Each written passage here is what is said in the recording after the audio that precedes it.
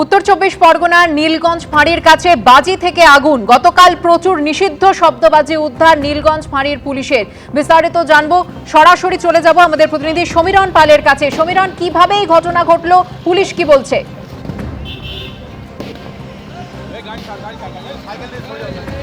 দেখো, আজকে সাত সকালে বারাসাত পুলিশ জেলার দত্তপুকুর থানার অন্তর্গত নীলগঞ্জ পুলিশ ফাঁড়ির সামনে জড়ো হওয়া বাজি থেকে বিস্ফোরণ এবং অগ্নিকাণ্ড। ক্যামেরা এই মুহূর্তে রয়েছে ঘটনাস্থলে। ক্যামেরাম্যান দিব্যেন্দু সিংহ তোমায় ছবিটা দেখাচ্ছে যে এই যে ঘটনাস্থল, সেখানে প্রচুর পরিমাণ গতকাল রাতে প্রায় 240 কেজি নিষিদ্ধ শব্দবাজি উদ্ধার করে নীলগঞ্জ ফাঁড়ির পুলিশ।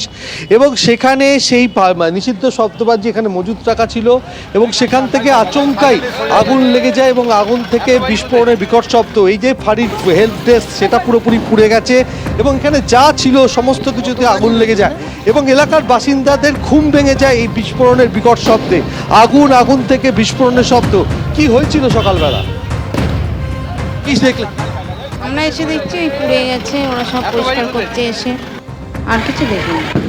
অর্থাৎ এলাকার যারা বাসিন্দারা রয়েছেন তাদের বক্তব্য হচ্ছে আচমকাই বিস্ফোরণ এবং এই যে বসতি, সেখানে বাসিন্দাদের ঘুম ভাঙে বিস্ফোরণের শব্দে। কি আওয়াজ হয়েছে? আওয়াজ হয়েছিল বলতে কি বাজি ফুটছিল, চরবার চরবার করে বাজি ফুটছিল যখন আগুনটা লেগেছে।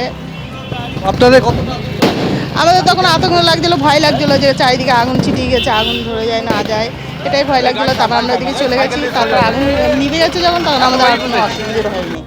আমরা আতঙ্কিত হয়ে পড়েন এলাকার বাসিন্দারা এবং পুলিশ যেটা জানাচ্ছে গতকাল সন্ধ্যায় এই যে নীলগঞ্জ পুলিশ ফাঁড়ি এলাকা, সেখান থেকে প্রায় 240 কেজি নিষিদ্ধ শব্দবাজি উদ্ধার করা হয় এবং সেই বাজি মজুত রাখা ছিল এখানে।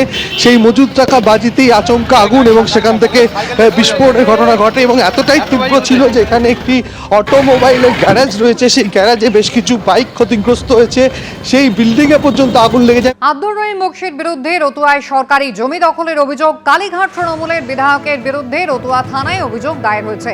মালতীপুরের বিধায়কের বিরুদ্ধে অভিযোগ দায়ের আরএসপি জেলা সম্পাদকের। সেচ দপ্তরের জমি লিজ নেওয়ার পর আর ফেরতই দেননি অভিযোগকারী, এমনটা দাবি করেছেন। অভিযোগ ভিত্তিহীন দাবি কালীঘাট তৃণমূলের বিধায়ক আব্দুর রহিম বকশির। তদন্ত করে আইন অনুযায়ী পদক্ষেপের আশ্বাস দিয়েছেন মালদার পুলিশ সুপার।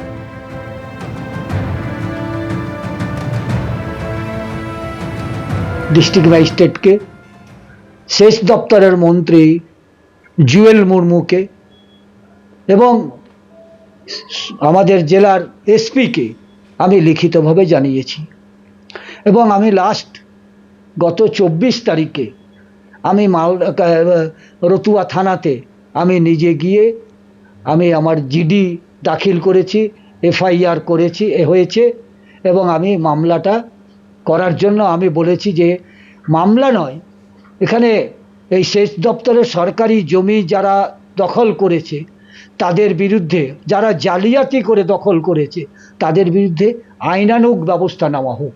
রহিম বক্সির বউ আয়েশা বিবি, তার 2 ছেলে রেজাউল করিম, সামিউল করিম, 4 জনের নামে দলিল হয়েছে। স্বর্ণানন্দ পান্ডে মহাশয় যে অভিযোগটা করেছেন সেটা সম্পূর্ণ ভিত্তিহীন।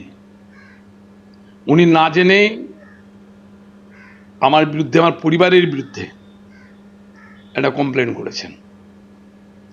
সরকারি জমি তা আমি এনজিও করেছি, ঘোর করেছি, ইত্যাদি ইত্যাদি। ওনার জানা উচিত যে এই সম্পত্তি আমার কাছে নেই।